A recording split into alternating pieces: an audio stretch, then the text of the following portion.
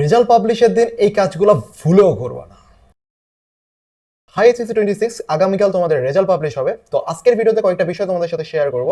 এই কাজগুলো কখনোই তুমি রেজাল্ট পাবলিশের দিন করবে না। Number 1, don't compare yourself with others. একটা কথা মাথায় রাখিও যে তোমার আন্টির ছেলে, তোমার কোনো না কোনো আন্টির ছেলে সবসময় নাম্বার তোমার থেকে বেশি হবে।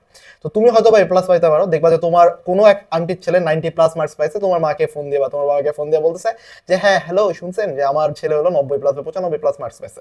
তো এই বিষয়গুলো তুমি মেন্টালি কখনোই নেবা না। তুমি যখন নিজের রেজাল্টটা তাদের সাথে কম্পেয়ার করবা তখন তুমি কখনোই হ্যাপি হতে পারবে না। একটা বিষয় মাথায় রাখবা, তুমি কখনোই তোমার আশেপাশের মানুষ সবাইকে খুশি করতে পারবে না। সো তোমার রেজাল্ট যেটাই আসুক না কেন সেটা যেন তুমি কারোর সাথেই কম্পেয়ার না করো। 2 নম্বর বিষয় হলো যে তোমাদের রেজাল্ট পাবলিশ হবে 12টার দিকে, কিন্তু তোমার রেজাল্ট পেতে পেতে হয়তো বা 3টার মতো সময় লাগতে পারে।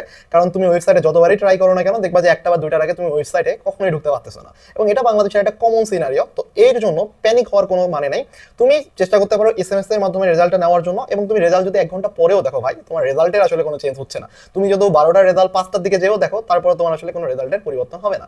আমার ক্ষেত্রে আমি আমার রেজাল্টটা হলো নিজে দেখছিলাম 4টার দিকে, যে মানে আমি সারাদিন রেজাল্ট দেখি নাই, বাট রেজাল্ট আমি অন্য মানুষের কাছ থেকে শুনতে পাইছি, অন্য মানুষ আমাকে জানাইছে যে তোমার রেজাল্ট এটা হয়েছে। তোমার ক্ষেত্রে এটাই হবে, সেম হবে, যে দেখবা যে তোমার রেজাল্টটা তুমি না পেলেও কোনো না কেউ, তোমার কোনো রিলেটিভস, কোনো ফ্রেন্ড হয়তো বা তোমাকে তোমার রেজাল্টটা জানাবে। আমার যে রিজনটা সেটা হলো তোমার রেজাল্ট হতে পারে ভালো হতে পারে অথবা খারাপও হতে পারে। এমনও হতে পারে যে তোমার 1-2 নাম্বার মার্কসের জন্য তোমার কোনো একটা সাবজেক্টে A+ মিস যেতে পারে। যাই আসুক না কেন তোমার রেজাল্টের উপর নিজের একটা সন্তুষ্টি থাকা উচিত। এবং একটা জিনিস মাথায় রাখবা যে লাইফটা হলো একটা ম্যারাথন রেস। তো তোমার রেজাল্ট ভালো হোক অথবা খারাপ হোক, খুব আহামরি লাইফে যে তোমার চেঞ্জ হবে এমনটা না। আমি এমন অনেক ফ্রেন্ডকে দেখছি যারা এসএসসিতে A+ পায়নি বাট এখন অনেক ভালো ভালো জায়গায় আছে। আবার আমি এমন অনেক ফ্রেন্ডকে দেখছি যারা এসএসসিতে অনেক ভালো মার্কস পেয়ে A+ পেয়েছিল বাট এখন তাদের কোথাও খুঁজে পাওয়া যায় না। সো লাইফটা হলো একটা ম্যারাথন রেস। এই রেসটা তুমি শুরু করছো, এখন যদি তুমি রেজাল্ট খারাপ হয়ে যায় এর জন্য থেমে যাও, বা তোমার রেজাল্ট ভালো হয়ে গেছে এর মানে না এই যে তুমি আহামরি অনেক বেশি অ্যাচিভমেন্ট করে ফেলছো, এর ফলে তুমি পরিশ্রম করা ছেড়ে দেবা। সেই ক্ষেত্রে উভয় ক্ষেত্রেই তোমরা কিন্তু সামনে অনেক বড় বিপদে পড়বা। তো সামনে তোমাদের এইচএসসির জার্নি আছে, অ্যাডমিশনের জার্নি আছে, এবং সামনে লাইফ অনেক বড় একটা জার্নি পড়ে আছে।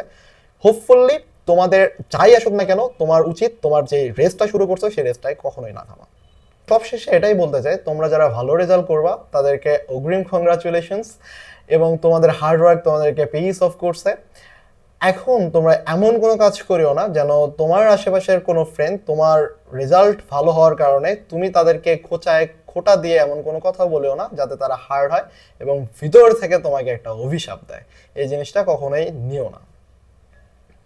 সো ট্রাই করবা এই বিষয়টা অ্যাভয়েড করে যাওয়ার, কাউকে হার্ট না করার।